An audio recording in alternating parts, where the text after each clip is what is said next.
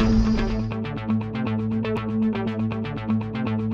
the Watergate building in Washington, this is Hotline TV. Now here are Hotline editors Amy Walter and John Mercurio. Well, welcome back everyone to Hotline TV. I'm Amy Walter. And I'm John Mercurio. Since we last met before the holiday break, a lot of stuff has gone down in the Hawkeye State. So with the caucuses tomorrow, it's probably a good idea to do a little recap. So Amy, what would you say is the most important development in Iowa that took place over this holiday break? Happy holidays and Happy New Year, by the way. Happy New Year to you. This is so fun. It is good times. Spending the last time we saw each other was in an airport where we both were trapped. Right, Christmas exactly. holidays. Thank you, National Airport, by the way. Yes. Anyway, let's Actually, discuss... U.S. Airways, but anyway. Yes, and U.S. Air.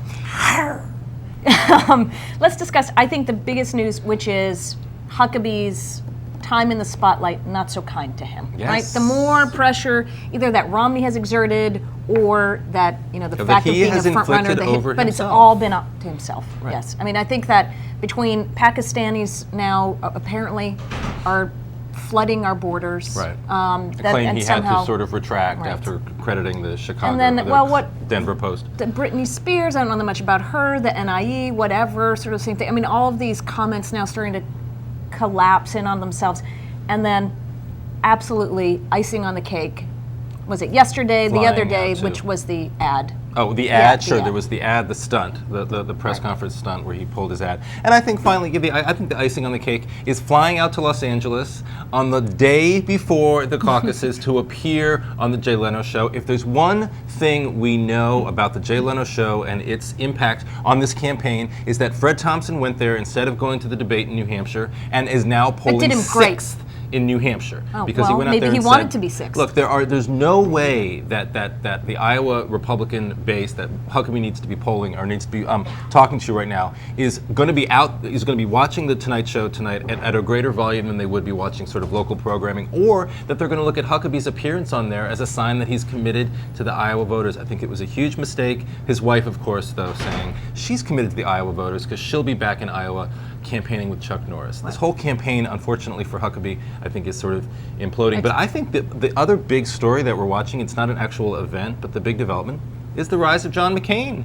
Now leading Rudy Giuliani on a national level in this new Pew poll out today, tied with Romney. Tied or ahead in New Hampshire. Tied or ahead in New Hampshire, depend on who you're watching. This could be a replay of 2000. But if Huckabee, see, this is the question, which is if Huckabee, though, fails to win New Hampshire or wins by such a small, win Iowa or does it by such a small margin, that what we had hoped is, oh, Romney looks vulnerable, he's got the Achilles heel, I don't know if McCain's going to be able to get that bump that he hoped that he would. And I'm curious to see if the Romney attacks on TV, what's interesting is Huckabee decided not to fight back, McCain did, which is, I think, one reason why McCain is staying within the margin here, as opposed to Huckabee, who as soon as the attack started, he didn't respond.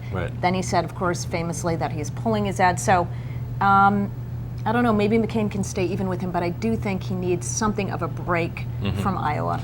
Interesting that in this whole conversation we're just talking about the Republican field, and Dan Balls had an interesting piece over the weekend, or over the break, over the past couple of days, about the fact that Hillary Clinton has very strategically and sort of characteristically tried over the past few days to really fly below the radar, to not be the story, to run an unexceptional campaign in a way, but by design, with the idea being that she's not the story, because as she's seen over her 20 years in politics, her poll numbers rise when she's not in the spotlight. And I think that's, in a way, what she could be doing right now. And that's why we're not talking about her. Well, and we also aren't talking about her because she knows that the second choice for voters is not Hillary Clinton. So she does not want to give anybody a reason to vote for somebody else instead of her. So anyway, lots of good stuff. Going on. Lots of good stuff. But that is all the time that we have for you and that you have for us on this very special caucus eve. Oh, I cannot wait till tomorrow. We're getting ourselves ready. We'll have a very special caucus edition tomorrow.